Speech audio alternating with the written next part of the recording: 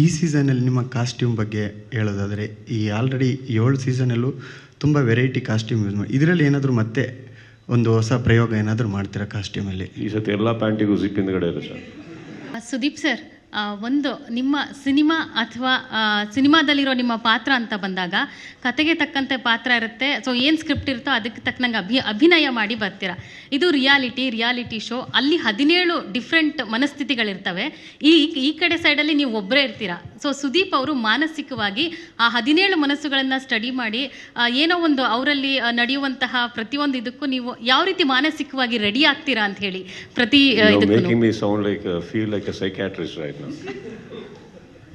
There is no way that I can understand them. ಅವ್ರು ಏನು ಮಾತಾಡ್ತಾರೋ ಅಷ್ಟಿಗೆ ಸ್ಪಂದಿಸ್ತೇನೆ ಹೊರತು ನಾನು ಐ ಡೋಂಟ್ ಇವನ್ ಎಫರ್ಟು ಹಾಕಲ್ಲ ನಾನು ಅವ್ರನ್ನ ಅರ್ಥ ಮಾಡ್ಕೊಳ್ಳೋಕ್ಕೆ. That is not even my job. ನಾನು ಹೇಳ್ತಾ ಇರೋದು when I say that is not even my job, ನಾನು ರಿಸ್ಟ್ರಿಕ್ಷನ್ ಹಾಕೋತಾ ಇಲ್ಲ. ಇದಕ್ಕೋಸ್ಕರ ಕರ್ಕೊಂಡು ಹೋಗಿದ್ದಾರೆ, ಇದಕ್ಕೆ ಪೇಮೆಂಟ್ ಕೊಟ್ಟಿದ್ದಾರೆ, ಇಷ್ಟು ಮಾಡ್ತೀನಿ ಅಂತ. No, it's not like that. I can't.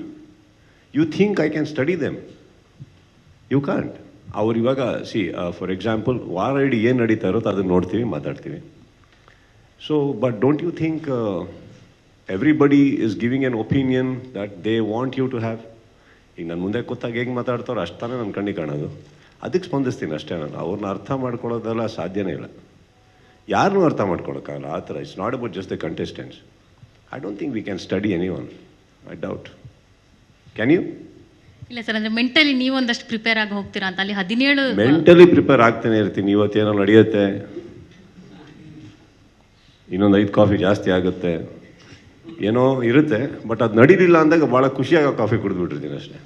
Okay sir, mentally prepare ಆಗೇ ಆಗ್ತೀನಿ, ಏನೋ ಒಂದು ಇರುತ್ತೆ ಅಂತ. But I guess let us say a Bigg Boss ಏನು ಆಗೋದೇ ಇಲ್ಲ. ಯಾರು ನೋಡ್ತಾರೆ? No, just think. ಮಾರ್ನಿಂಗ್ ಎದ್ದೇಳಿದ್ರು, ಒಬ್ರಿಗೊಬ್ರು ತಪ್ಕೊಂಡ್ರು, ಅಕ್ಕ ತಂಗಿ ಅಣ್ಣ ತಮ್ಮ ಅಂತ ಕರ್ಕೊಂಡ್ರು, ಒಬ್ರಿಗೊಬ್ರು ಊಟ ಮಾಡಿಸಿದ್ರು, ಟಾಸ್ಕ್ ಕೊಟ್ಟ ತಕ್ಷಣ ಟಾಸ್ಕ್ ಮಾಡಿದ್ರು, ವಾಪಸ್ ತೊಡೆ ಮೇಲೆ ಕೂತ್ಕೊಂಡ್ರು, ಒಬ್ರಿಗೊಬ್ರು ಸವರ್ಕೊಂಡ್ರು. ನೋಡ್ತೀರಾ